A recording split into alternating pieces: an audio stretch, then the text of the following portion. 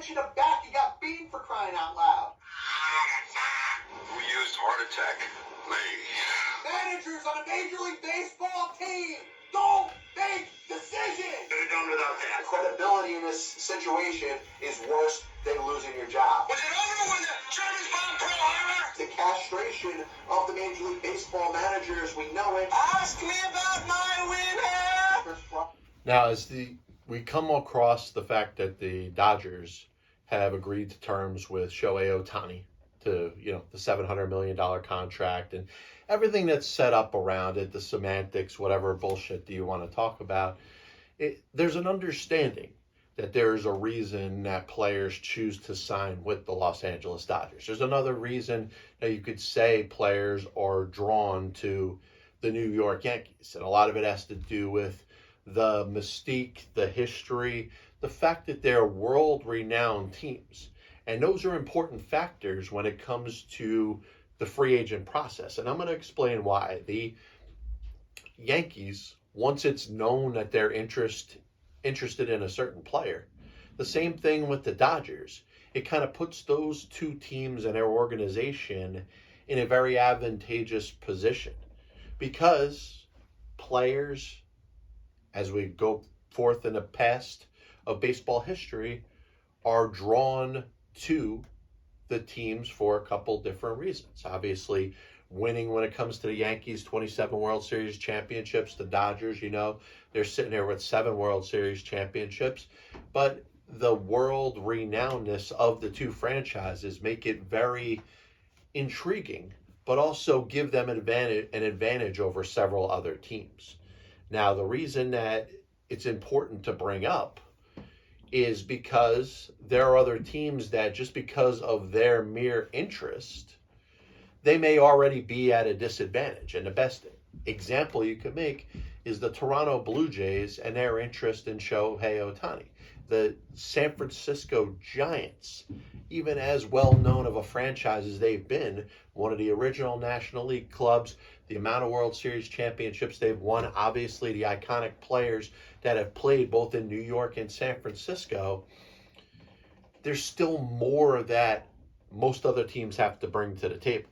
The Yankees and Dodgers, once it's known that they're interested in a specific free agent, they have a direct advantage, which means if you're the Toronto Blue Jays and you're interested in Shohei Ohtani, if you're the San Francisco Giants, and what I'm going to say is a total of 9 clubs, led by the New York Mets, the Philadelphia Phillies, the Boston Red Sox, the Chicago Cubs, and the San Francisco Giants, and then kind of on the same circumference, but maybe a step behind, the Los Angeles Angels, the Toronto Blue Jays, the St. Louis Cardinals, and the Texas Rangers.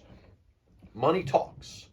And you may find out when it comes to Yoshinobu Yamamoto that the team that has the highest offer will have the most or best chance of being able to land a free agent. But that being said, there's an advantage that the Yankees and the Dodgers have.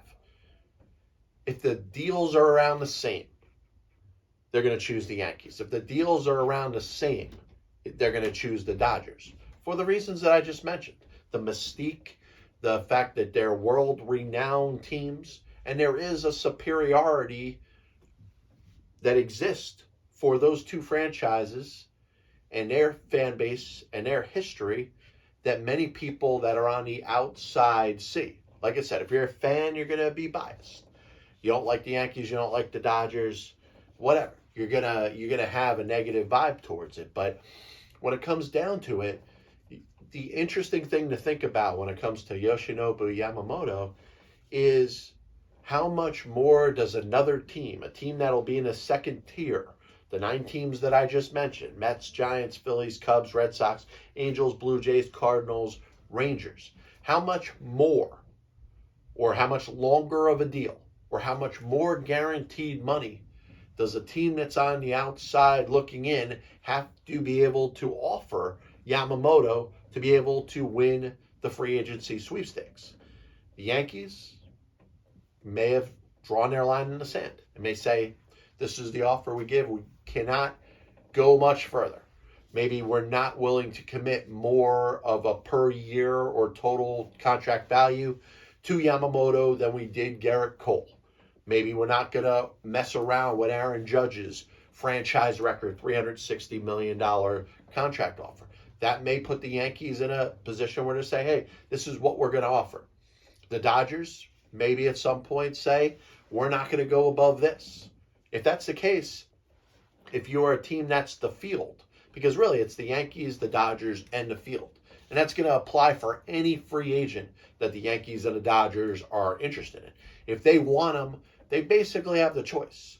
If they're going to have the largest contract offer, any other team can match it. And as you saw with Shohei Ohtani, the Giants matched the contract offer, but he's going to go to the Dodgers because they're the Dodgers.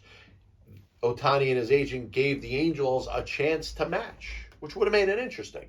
If the Angels said, hey, we'll do the same thing, this is what we're going to do, maybe the thing works out a little bit different. But as it applies to Yamamoto, it's going to be the Yankees, the Dodgers, and the field. The field may be led by the New York Mets because they have an owner that's worth $20 billion, and they may have the ability from a contract standpoint to come up with said offer that I was just talking about. The fact that a contract that is so high in length in regards to years and guaranteed dollars that it blows the Dodgers and the Yankees out of the water. And if you're Yamamoto and his agent, how much more would it take for you to take a deal with a team that's not the Yankees or the Dodgers? And I think that's the most important thing to think about right now. And like I've thought in my head, hey, I'll talk about Yamamoto and there'll be an announcement of Yamamoto signing somewhere today, just like last week. I decided to talk about Shohei Ohtani and the quietness of the negotiations, how he did not want the media to be publicizing exactly what he wants. Therefore, we as the general public didn't know what he really wants. But in the end, it was kind of what we all assumed. The Dodgers were the expected team that he would want to play for. The world-renowned team with the very high budget and almost seemingly unlimited payroll. That's what was going to happen. Obviously, the details of $2 million a season, $68 million deferred per year over 20 years was something that we weren't privy to. And it turns out to be a very important part. We know the Dodgers are going to be very competitive. We know the Yankees are going to be very competitive. But like I said, when it comes to Yoshinobu Yamamoto, it's going to be that team that's representing the field that's willing to go above and beyond in regards to years and dollars. I don't think the Toronto Blue Jays were willing to do that with Shohei Ohtani. The fact that they just were willing to take a seat at the big boys' table didn't make a difference. They could talk about the world-renowned resources in Dunedin, Florida, best spring training facility in all of Major League Baseball. They could talk about the Rogers Center and the similarities to the Tokyo Dome. That carried very little gravity. So if the Blue Jays said, hey, we'll do the 10-year, $700 million for Shohei Ohtani, it wasn't enough because the Dodgers were willing to do that. And what would cause him to take the same money from a different team that's not the Yankees or the Dodgers? I think that's what a lot of baseball fans are having a hard time understanding. I'll admit, I've had a hard time understanding that, being a New York Mets fan. But there's an advantage that the Yankees have. There's an advantage that the Dodgers have. And just the fact that they're in it and they want to pay top dollar for said player, that means that the team on the other side, on the outside looking in, the other team that wants to jump and sit at the big boys' table, just because they're at the table, doesn't mean that they're getting a 33% chance of signing said player. If the deals are the same, odds are said player is going to take the Yankees or the Dodgers. How many more years? How many more million is it going to take to change Yamamoto's mind? It's going to be very interesting to see how that works out. As we jump right into a very abbreviated version of today's Saving Sports History, brought to you, of course, by JohnPLA.com, the Passball Show, the entire thing. Today is the 16th day of December 2023, so everything I'm about to bring up in this ridiculous rant is going to have to do with things that happened on the day of, December 16th. So we'll jump in the DeLorean, crank it up to 88 miles an hour, go back to 1918. Heavyweight champion Jack Dempsey knocks out Carl Morris in 14 seconds. Imagine having tickets to that fight. Imagine paying money to watch that fight in any way, shape, or form. You feel like you kind of made a bad investment, but Jack Dempsey, one of the better heavyweight champions of all time, and in my top 10 all-time heavyweights, he's just outside the top 10, but KOs Carl Morris in 14 seconds on this day in 1918. Exactly 100 years ago, the Canton Bulldogs became the first team in professional football history, American football history, to win 2 straight championships. They won their 2nd straight NFL championships, and they end up repeating in 1923. 1928, the Providence Steam Roller. Yeah, that was an NFL team. They won the NFL championship on this day in 1928. 1940, the greatest heavyweight in the history of professional boxing, Joe Louis, knocks out Al McCoy in the 6th round. 1945, the Cleveland Rams win the NFL championship over the Washington Redskins. 1962, Y.A. Tittle passes for a then record, NFL record, 33 touchdowns. His 33rd touchdown pass ends up becoming the NFL record for 1 year. He would break his own record the next year with 36. Of course, Peyton Manning owns the record with 56 touchdown passes in a given season. He did that in 2013. The Miami Dolphins in 1972 finished off an immaculate season, one of the greatest seasons in the history of professional sports. They not only won the Super Bowl, but did it by finishing the season undefeated. 14-0 regular season, the 3 playoff wins, including the Super Bowl victory to finish the deal. 1973, Orenthal James, also known as O.J. Simpson, becomes the first player in NFL history to rush for 2,000 yards in a given season. In 2020, Major League Baseball makes what I believe was kind of a ridiculous decision, but not a ridiculous decision in a bad way, to equate the Negro Leagues on the same level as any other Major League Baseball league. It's something that should have been done years ago. It should have been assumed that this was what it was, the Negro Leagues. You understand that they're the best organization of African-American or dark-skinned baseball players that could possibly be done because of the racism that exists amongst the country that we live in, we lived in. Because of that, they have no choice. If they want to play professional baseball, they got to start their own league. This should never have been a thing in the first place, which is point number 1. But number 2, the fact that the Negro Leagues have to, under some sort of announcement by Major League Baseball, yes, we are going to equate, and I've used parentheses and air quotes as I say this because this should never have had to be a thing. It should have always been understood that the Negro Leagues were Major League Baseball. So we say, hey, we did something right there? No, it should have always been. That's my issue.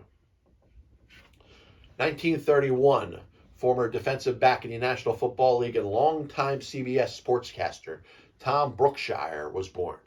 Brookshier teamed with Pat Summerall for a good portion of the 70s and the early 1980s.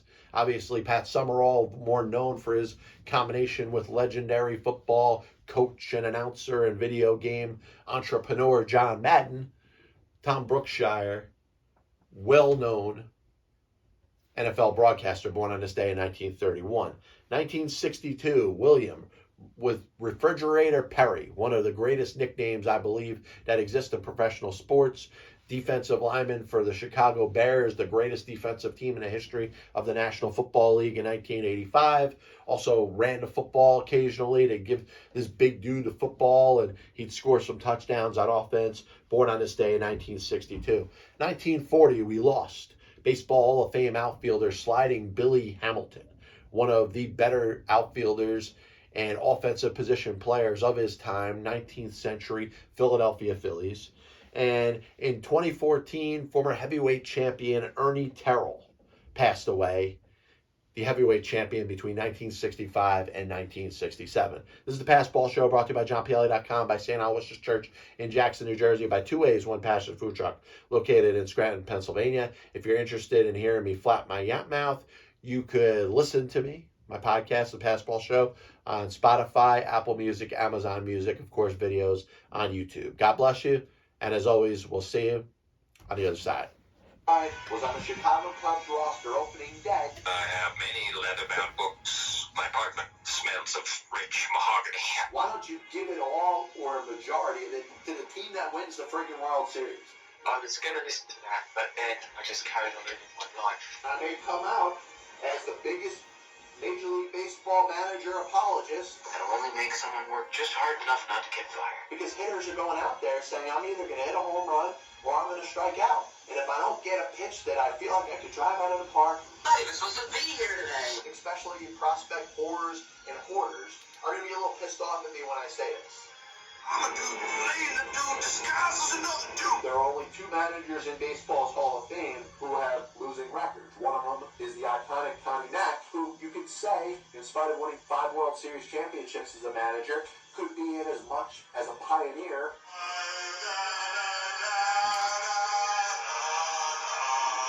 And what side of the spectrum they're on. Were they pitching? Were they batting? If your favorite team was pitching and a ball got inside to hit a batter, there's no way that could have been on purpose. But if you were a fan of the team that was batting and a ball got inside and hit somebody or went behind somebody's head, absolutely 100%, unequivocally, that pitcher was throwing at him. They put their tail between their legs and decided they're going to do exactly what they're told.